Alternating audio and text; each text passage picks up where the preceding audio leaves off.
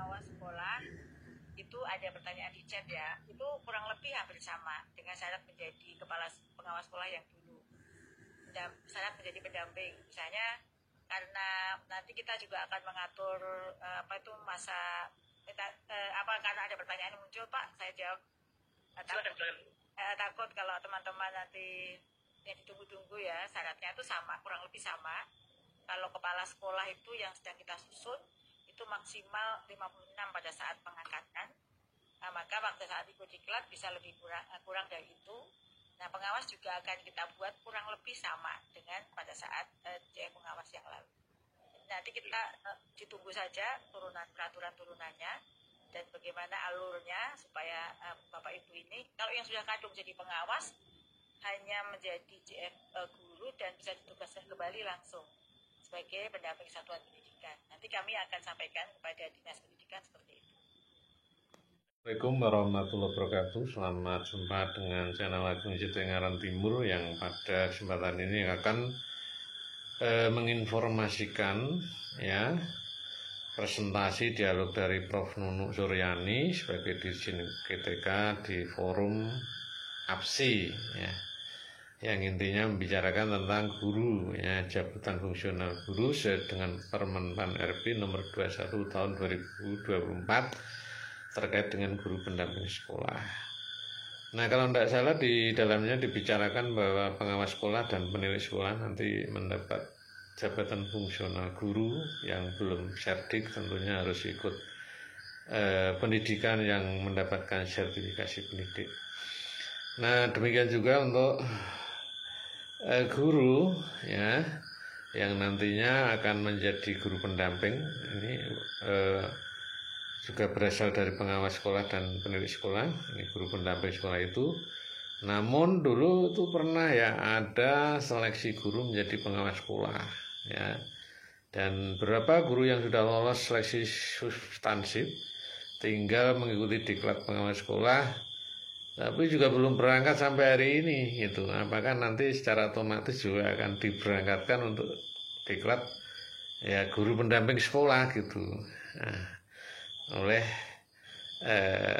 KSPS gitu ya, kalau dulu kan namanya LPPKS. Mari kita. Jadi ketika sudah dikembalikan ke JF guru atau disesuaikan di JF guru sesuai dengan kalau misalnya kebetulan Bapak adalah pengawas ahli muda, maka akan menjadi guru ahli muda.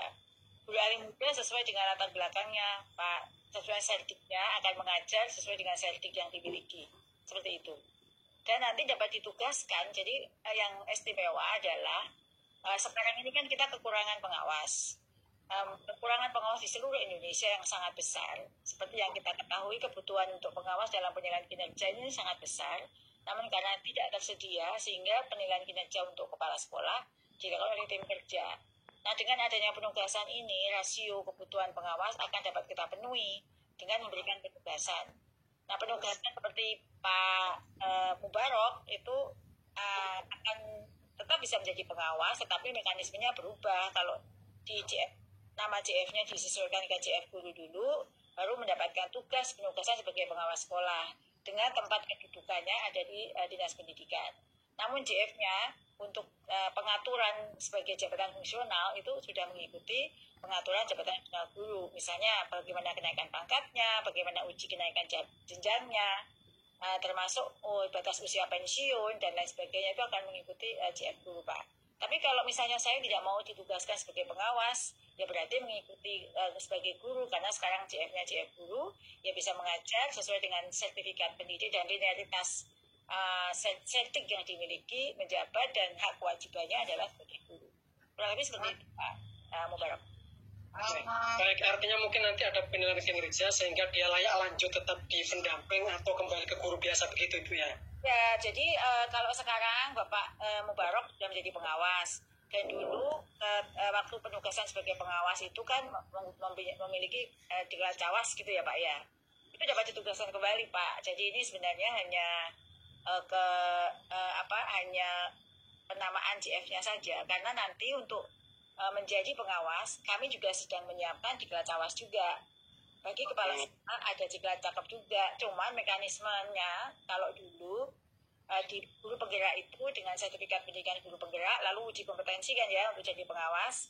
Sekarang tidak, karena guru yang diberikan tugas, maka seperti kepala sekolah, tetapi syarat untuk jadi pengawas pun juga harus lulus diklat, seperti itu Pak. Sama, jadi seperti sama, yang tidak sama hanya tidak perlu formasi yang ditetapkan oleh Menpan, tidak perlu UKKJ, uji kom untuk menjadi pengawas, tetapi hanya harus lulus diklat calon pengawas dengan jumlah JP yang sudah ditetapkan sebagaimana dulu pernah dilakukan pada saat LPPKS. Kurang lebih seperti itu Pak Mubarak. Baik, terima kasih Bu. Baik, terima kasih Ibu Dirjen, luar biasa. Selanjutnya izin saya membacakan satu pertanyaan. Yeah. Bapak Muhammad Januri dari Mojokerto, beliau menyampaikan, bagaimana dengan tunjangan fungsional pengawas setelah menjadi pendamping satuan pendidikan? Ya. Jadi sebenarnya tunjangan fungsionalnya mengikuti ketentuan dalam CF Guru.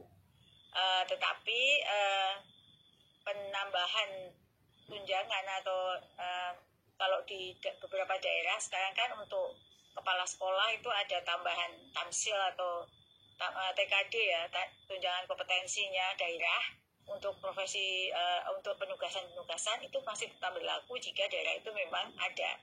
Misalnya, jadi mereka masih berjuang di